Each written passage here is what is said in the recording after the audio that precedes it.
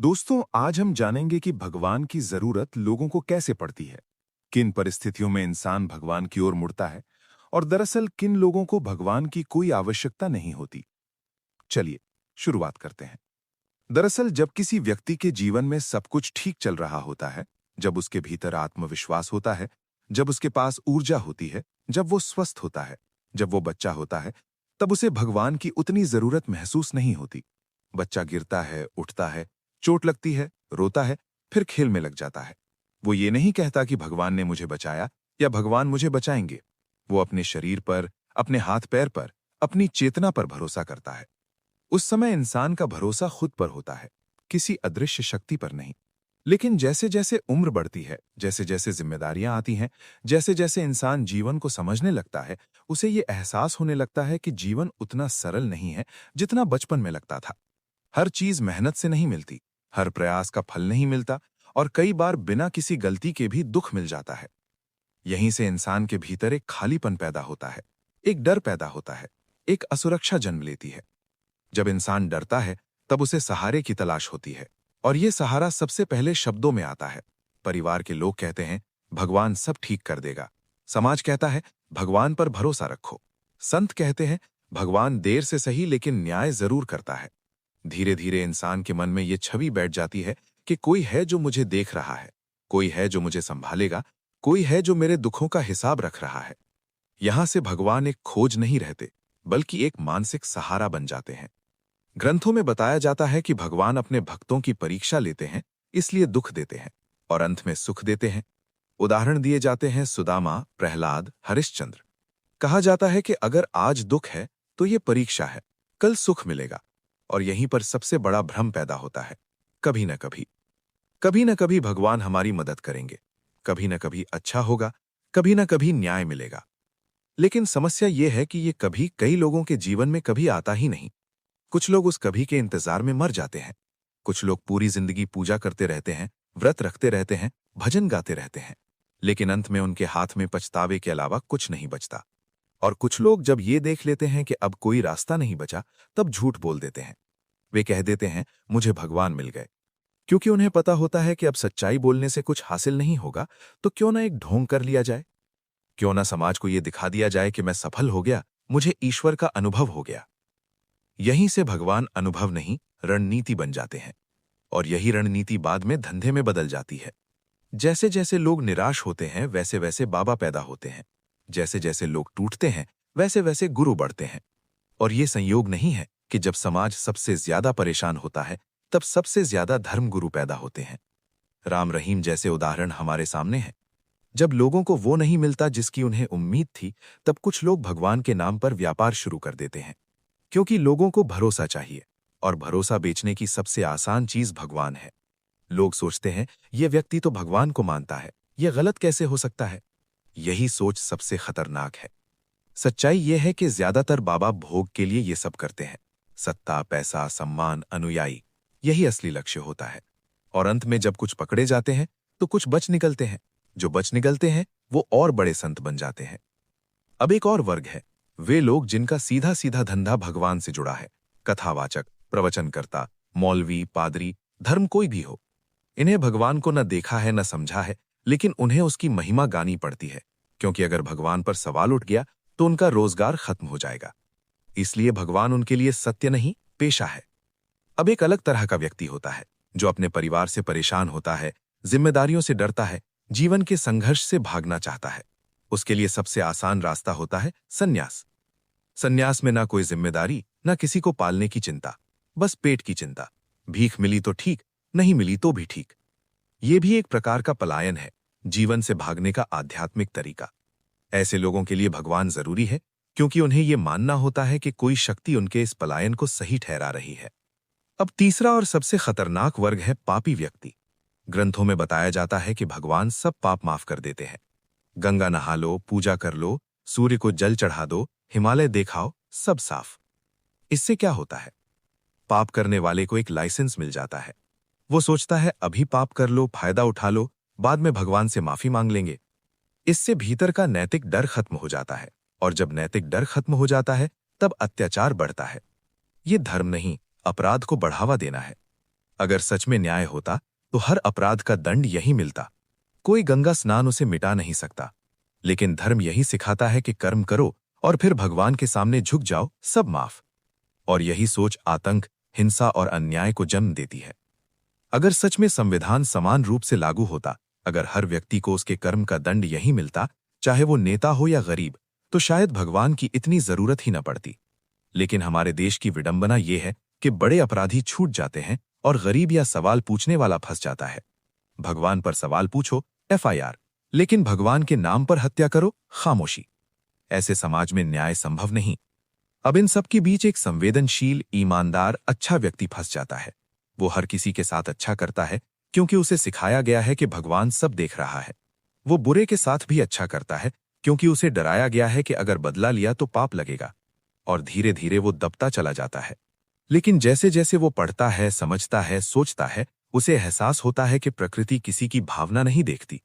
प्रकृति ताकत देखती है, बुद्धि देखती है, समझ देखती है। यहीं से वो समझता है कि शायद कोई ईश्वर नहीं है, और अगर है भी तो वो न्याय नहीं कर रहा। बुद्धिमान व्यक्ति चालाक नहीं होता, लेकिन वो मूर्ख भी नहीं होता।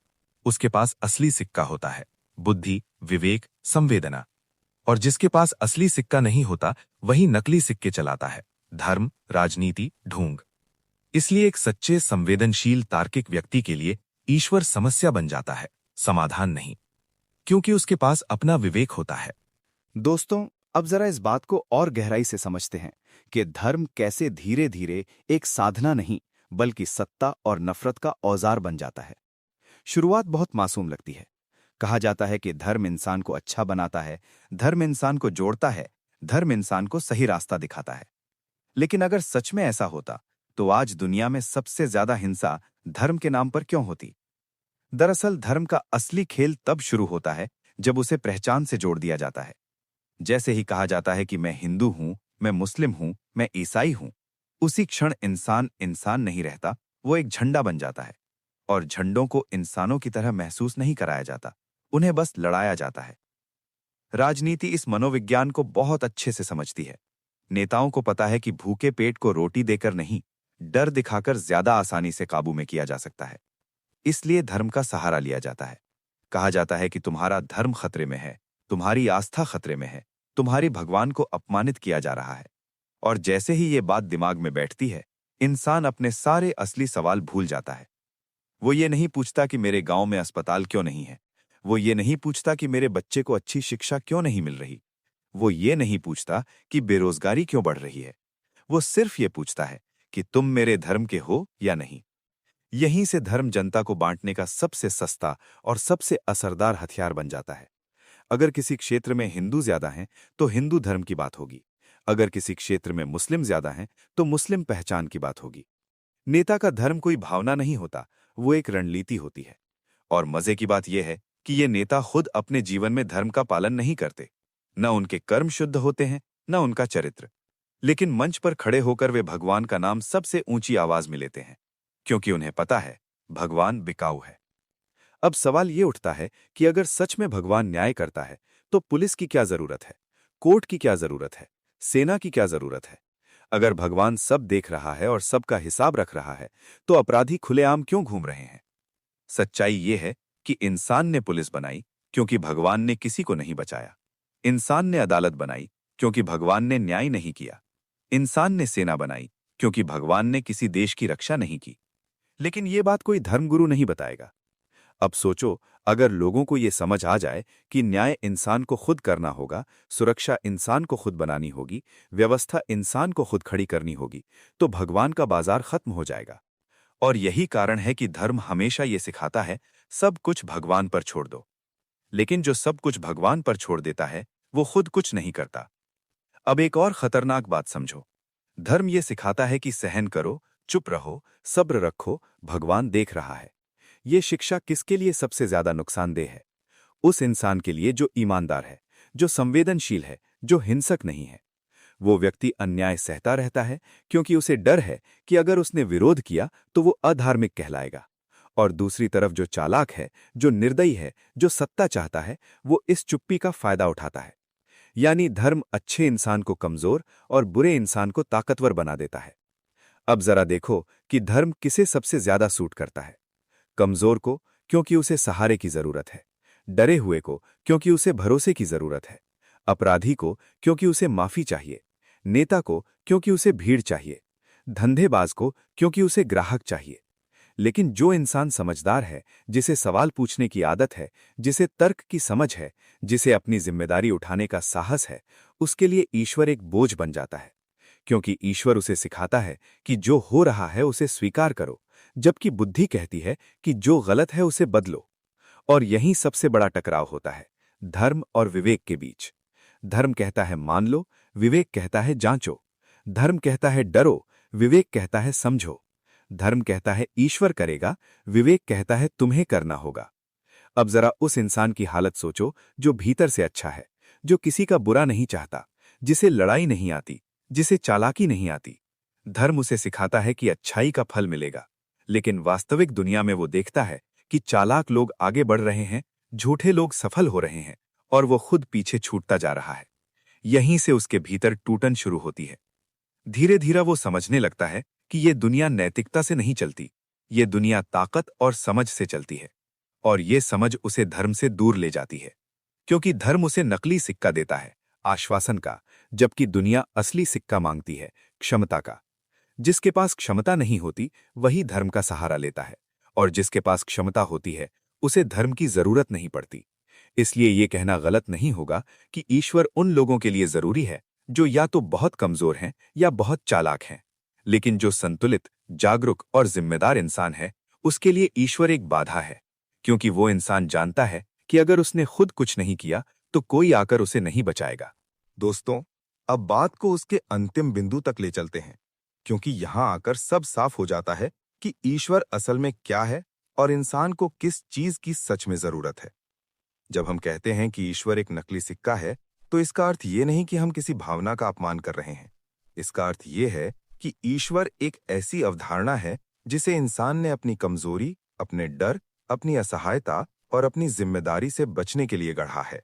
नकली सिक्का इसलिए क्योंकि वो असली काम नहीं करता, बस असली होने का भ्रम देता है। असल सिक्का क्या है?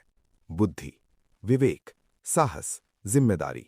जिस इंसान के पास ये असली सिक्का होता है, उसे किसी भगवान की जरूरत नहीं पड़ती। वो जानता है कि अगर अन्याय होगा तो उसे रोकना होगा, अगर भूख होगी तो उसे व्यवस्था बदलनी होगी, अगर डर होगा तो उसे समझ से मिटाना होगा। लेकिन जिसके पास ये असली सिक्का नहीं होता, वो नकली सिक्का चलाता है, भगवान का।